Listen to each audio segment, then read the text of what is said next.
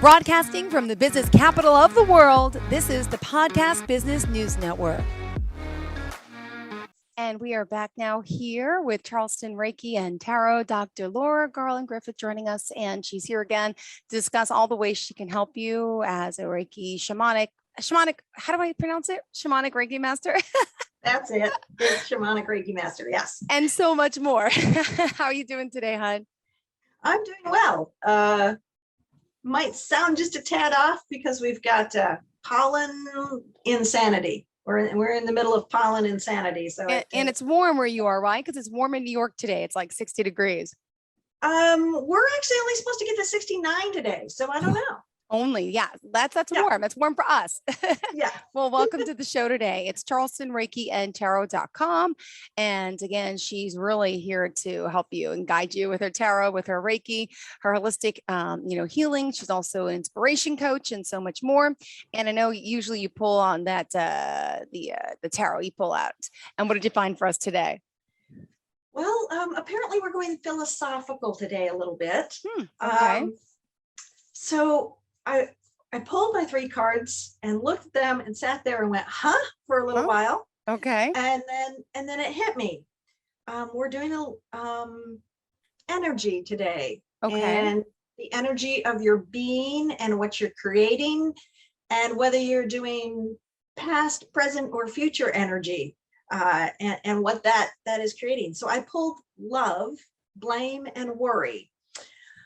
So let's start with love. Perfect.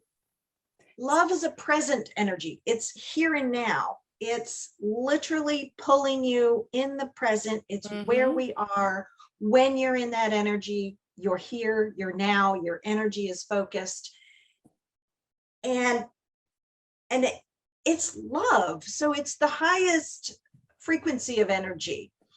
It allows us to create our best and brightest future when we're in that energy, because all of our energy is in the here and now, allowing us to do. Speaking of pollen, I apologize. I just sneezed. I muted it in time. Okay. Yes, allergies. Go ahead. Yes. Yeah. The pollen has crept up the country as it starts to warm. So yes. So being in the here and now, we get to have possibilities. We get to have potential. The energy of love not only helps us, but it helps everyone around us. Yep. And because it is that highest frequency, it has a lot of power to it. And we all know this. Because the law of attraction is real, the energy of love brings us the possibilities. It literally opens doors. It is the ultimate key in the lock of infinity. Yeah. Essentially. That's what love is. It's expansive. And when you expand, you incorporate more possibility. Yeah. When you think about it, people who are experiencing love, if you ever look at them, they're open. Heck, people will like throw their arms all the way open, right? When you want to hug someone you love, you put your arms out. It's incorporating a lot more. And that is potential. It's possibility. It's expansive, and it helps more than just yourself. Yeah. Now, let's contrast blame.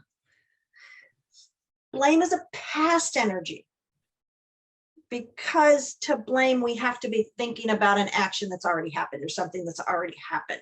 So that's a past energy. We're sending our energy to the past, which means that that energy is not available for the here and now to create. You're not creating with it. You're sending it to the past. It can't be a creative force when you're doing that. Blame is, of course, also about our personal ego. When we blame, we're trying to protect ourselves. It's a response. We do this. It's our ego saying, no, no, no. I didn't do this. I didn't create this. I didn't F this up. No, no, no. Somebody else did it. Something else did it. Not my fault. And that, of course, is an abdication of personal responsibility. Yeah. Which is important, because when we have personal responsibility, that's when we actually have the ability to control what's going on. When we abdicate it, we lose that possibility. Blame is also very contracting. Yep. If you think about somebody's body language when they're blaming, and you probably can't see this because because of where the camera's set, but you people who blame do exactly that. Yeah. It's very tight. The shoulders go up, the arms come in, the face gets all squunched. You usually block your solar plexus, which is from energy standpoint, solar plexus is literally your energy center. So it's your center of your energy, and you're blocking that when you go into blame. Yeah. So not only are you sending energy into the past, you're blocking your energy off because you're so closed down. But it's closing doors. Blame closes doors. It limits your perspective. Heck, it can literally remove people from your life who can help you. So when you blame someone, that can really damage a relationship. So there's so much of your energy is tied up, locked down, and unusable when you do blame. So like I said, you're sending energy to the past, but you're also potentially sending not so nice energy to a particular person or group of people. Okay. And even though it may be icky energy that you're sending them the energy and you can't use it now because you've given it to them. So yeah. And like I said, you're closed off. You've closed yourself off from the universe. True. And because you've closed that off, it's a limiting. The energy of the universe can't help you solve problems. And the energy that you have put out, potentially icky energy, because of law of attraction, is going to attract more of the same that you just got. More of the same situations, more of the same things that created the blame. And none of that's helpful. Yeah. You got your energy locked down, sent to somewhere else. Somebody else is using it. And it's not very helpful. Yeah. And so the Venn diagram, okay, so I'm going to go a little geeky here. Sure. The Venn diagram of all the possibilities of the universe and you has shrunk when you go into blame. Okay. Because you contracted your energy. The possibility has shrunk. When we're in love, we're in infinite. We unlock that door to infinite. Our Venn diagram kind of blows up to huge. But when we go into blame, we shrink it down. Got it. Yeah. So then there's worry. Okay, so love is present energy. Blame is past energy. Worry is future. Because if you think about it, we worry about things that haven't happened yet and potentially may never happen. Worry is a what if. And the if, of course, is always something at least not good, potentially all the way to worst case scenario. So again, our energy isn't here and now. We've shot it off to the future. Mm-hmm. We can't create with that. We've lost a whole bunch of energy. We can't create with it. We're not able to make our best outcome. Again, we're sending energy out into the universe. This time we're telling it to create the thing we're worrying about. Mm-hmm. Worrying about something doesn't create the best outcome. It tells the universe to create that outcome that you're worrying about. That's what actually happens when we worry. We're telling the universe, this is what we want. We want this awful thing to happen. Or at least not so happy thing to happen. Worry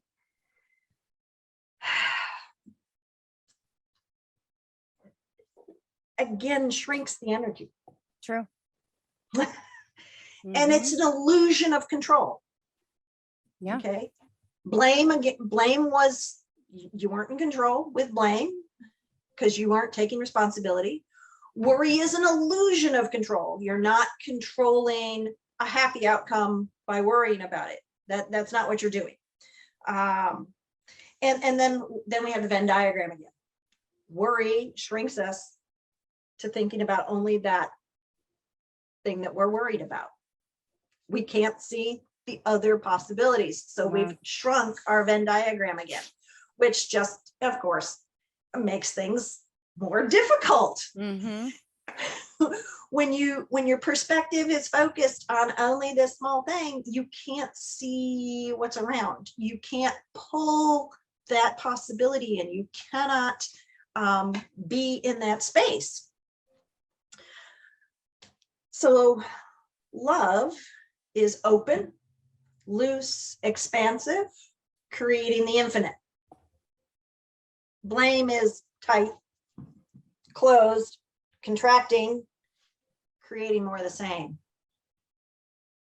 Worry is closed, limiting, constricted, creating the negative. If we think about what we do when we worry, what a lot of people do, they do this. They have their hand stuck in front of their face.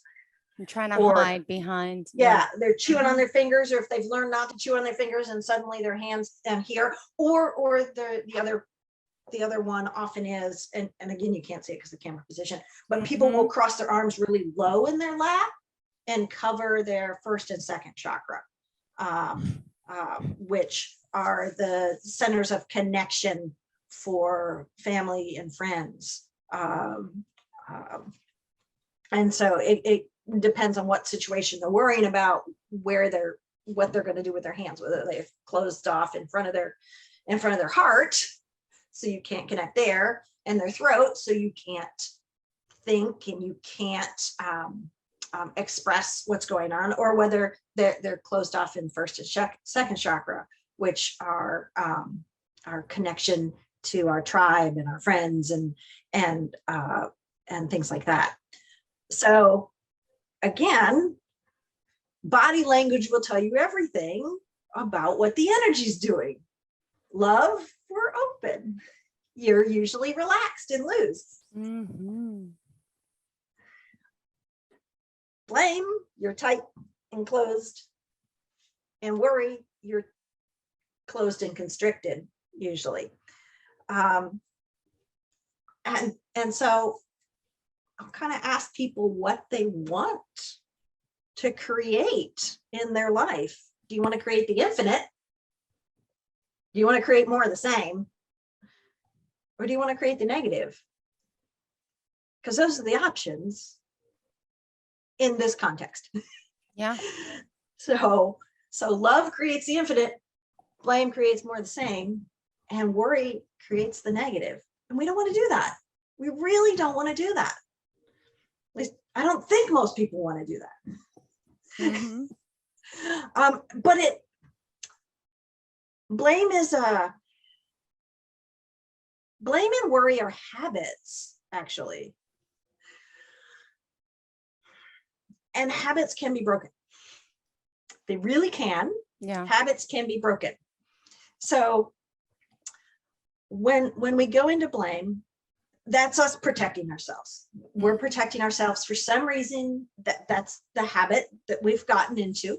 And so when you work with a coach such as myself, we can work with you on finding out the reason you have this habit of protecting yourself. Perfect. With blame, and work on breaking that patterning so that you can think, feel, express yourself in a different way. Because even when you blame someone else, one of the reasons you do this sort of thing. Now you got me thinking. I'm like, oh my gosh, how do I talk to people? I'm like, I guess it's different. I'm like, what do I do with my hands right now? She's like judging my body. I'm like, am I slouching? Am I? But you're right. Body language says a lot. Yeah, no judging. Okay, I work really hard on not doing that, but body language does tell us a lot of things. It really does.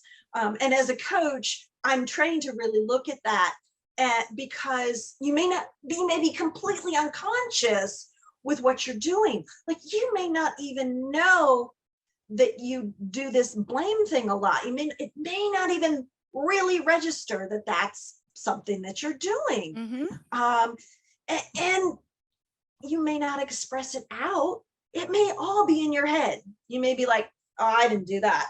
It's not me. And you're just thinking this in your head.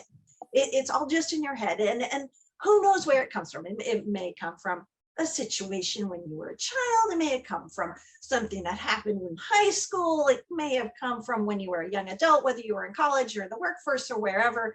Who knows? It may have come from a parent. It may have come from a spouse. It may have come from, who knows where it came from. Could even have come from past life.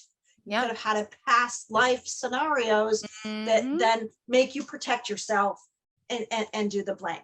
And the thing with most people who do this, though, of course, you know deep down inside yourself that you're doing blame, and you know that it's really actually you.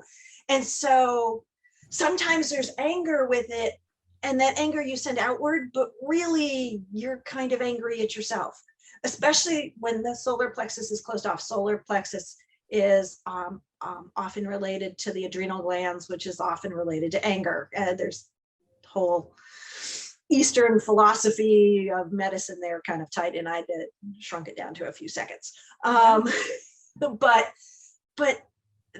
that anger you can express outward, but at the same time, it usually rebounds right back at yourself in some way. And then the anger goes into regret, and then the regret goes into blaming yourself. Then that's the other thing, is you can blame on yourself, which is still that same corrosive emotion, because the blame is talking about past events. You're still dealing with sending energy into the past. And now you're sending icky energy at yourself in the past, which still isn't very good. So all of that can be, but it's a habit. It's a habit. It may be super ingrained, and you may have been doing it since you were 4. I don't know. But you can break it. It is possible to break a habit. It's very much easier to break a habit if you have outside accountability. When we try to work on, especially ingrained habits, on ourselves, it can take a lot, and it's really easy to fall off, which is why we do the same New Year's resolutions every year. We talked about that. But when you have an outside accountability, we do a lot better. And that's what a coach does with you. A coach works on setting a plan for you in little tiny incremental steps, so that you're not trying to do a huge shift all at once, because that's, oh my God, that's so hard. Yeah. But you do little incremental steps and work on shifting the pattern, shifting the habit, so that you're not doing that anymore. So that you are taking responsibility for yourself, and that shoots your self-esteem up. When you take responsibility, your self-esteem goes to the roof, which is great, because then your energy's in the here and now and you can create more new, better possibility. Yeah. I love it. Now, worry again is a habit. Yep. It's a habit. Worry is a habit. My mother-in-law would tell you that that's not the case, that it just exists, but it's her go-to habit. Yep. But it is a habit. It's a habit. And again, you can break a habit, even if it's something that's really, really ingrained. My mother-in-law apparently was a worrier at age 3. She was a worrier. My brother is a bit of a worrier. I call them worry warts. Yeah. I remember when I was a kid reading his a note from his teacher. He's older than I am, but I'm the one who, for some reason, kept all of our records and stuff nice and neat and straight. So I remember reading a note on his report card about his teacher saying that he's a worrier, and he was like in 1st grade or something like this. So things that happen that young may have a cause in this life. They may because of parental interaction or energy or whatever's going on with there, or especially with my mother-in-law, age 3, a worrier. Like her older brothers talk about how much she would worry at age 3. I mean, that's really young. That suggests to me a past life issue. Something created this this stress level, this energy in a past life, because I do fully believe in past lives, and that we're here more than once, which doesn't mean take advantage of and screw up in this life, because let me tell you, if you do that, then you got to fix it at some point. So yeah. So and being a shaman, that's one of the things that I can help with, is going and finding that past life that created the patterning in this life, where, if you have been worrying since you were a little tiny child, or had some other pattern when you were really small, or even kicked in, anything that kicked in before the age of 10, especially before the age of 7, potentially has some form of past life cause associated with it. Yeah. So working with a shaman, and such as myself, to go and fix that past life can be super helpful in being able to break the habit. It potentially, especially if, say, you're over 30 already, and this has been a habit since you were very young, just having a past life retrieval and work on that is not going to break the habit automatically. Okay. But it's the thing that's going to make it so much easier.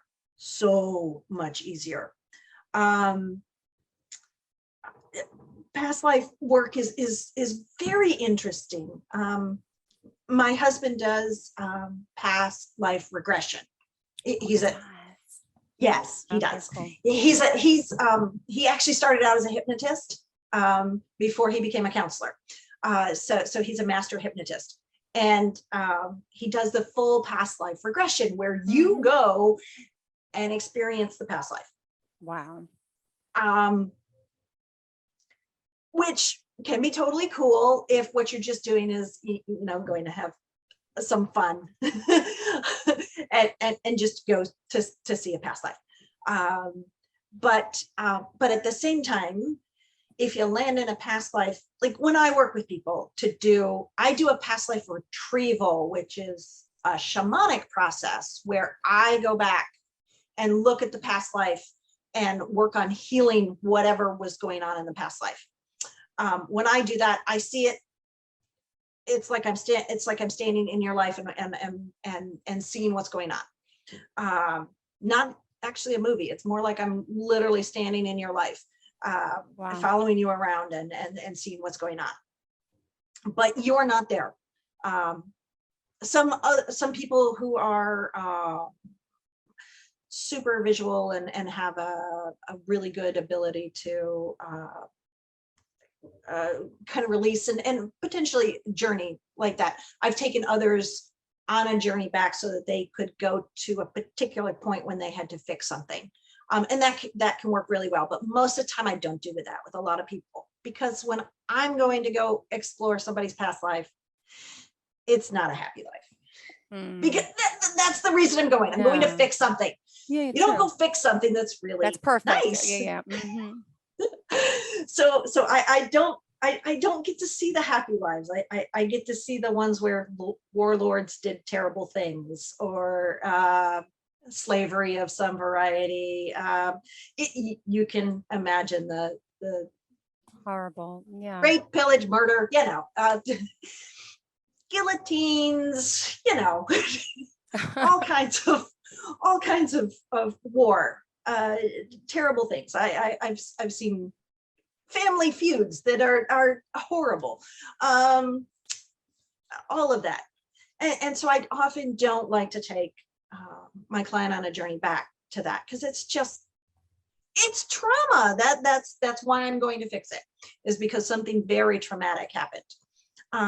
But again, there's an energetic tie, and my guides have told me that when I fix whatever's going on in that past life, which has an energetic tie to this current life, that it quantum echoes through the timeline. That's what they tell me. Sounds totally cool.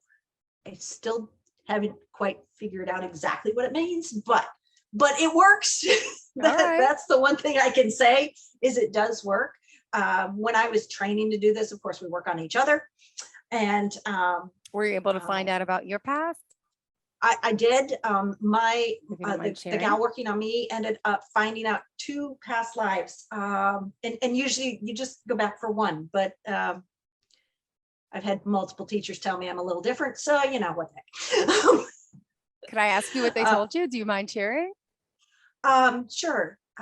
It was 2 past lives with my mom, because usually if there's an energetic tie, it's usually several of the people in that past life are in your current life. And it was with my mom. She was not my mom in those lives.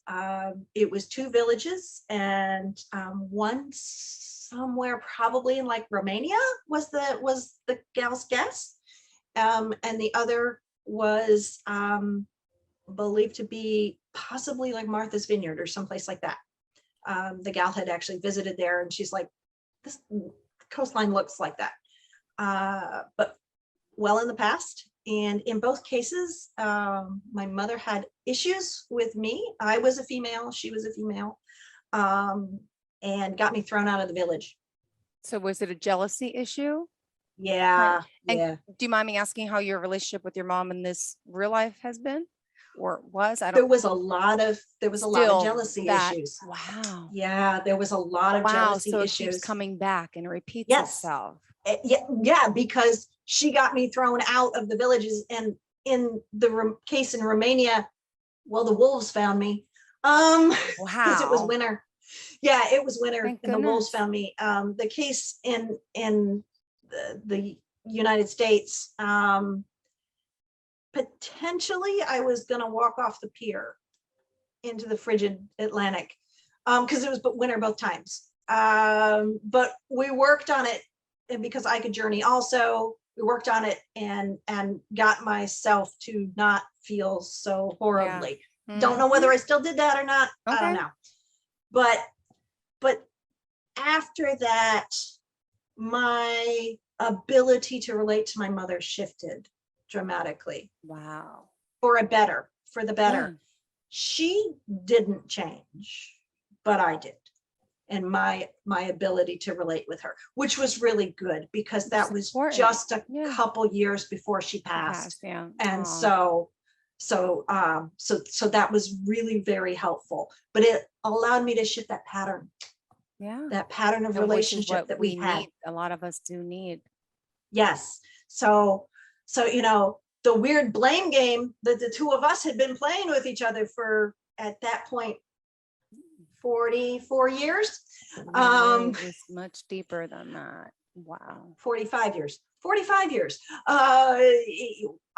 managed to shift that. So hopefully we won't have to do this next life. Good. Wow. or some future life. Wow. But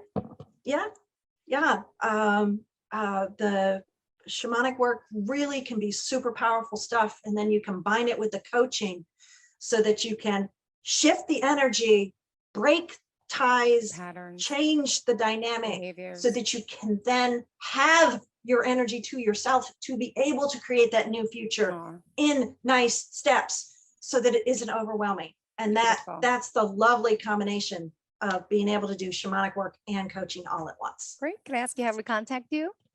Sure. Email drlaura.coach. So that's drlaura.coach@gmail.com, or direct phone 843-259-8349. Perfect. So, thank you so much. Really a pleasure speaking with you. As always, I love your energy. Always. Thank you. Have a great day, sweetheart. And to all of our listeners as well, stay tuned.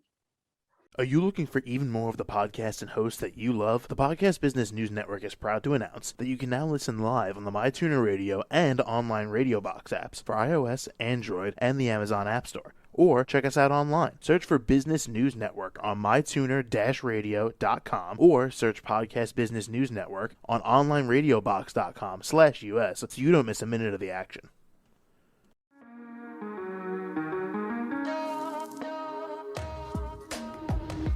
Broadcasting from the business capital of the world, this is the Podcast Business News Network. For nearly 2,000 severely injured veterans, everyday life has become filled with barriers. Day-to-day simple tasks can become pretty daunting. I have to carry my chair up 2 flights of steps or have somebody do it for me. What scares me the most is just the falling. When I'm struggling with my house, I think, to have that one great barrier just knocked down, it's crucial. Home for Our Troops is a wonderful nonprofit that builds a mortgage-free, fully adaptive, handicap-accessible house. And there's no catch. It'll be our very first home that we've ever owned. This is a game changer. This is where your life begins again. We need you to join us in completing this important mission. Please visit hfotusa.org and help build homes and rebuild lives. Because of you, everything's going to be okay.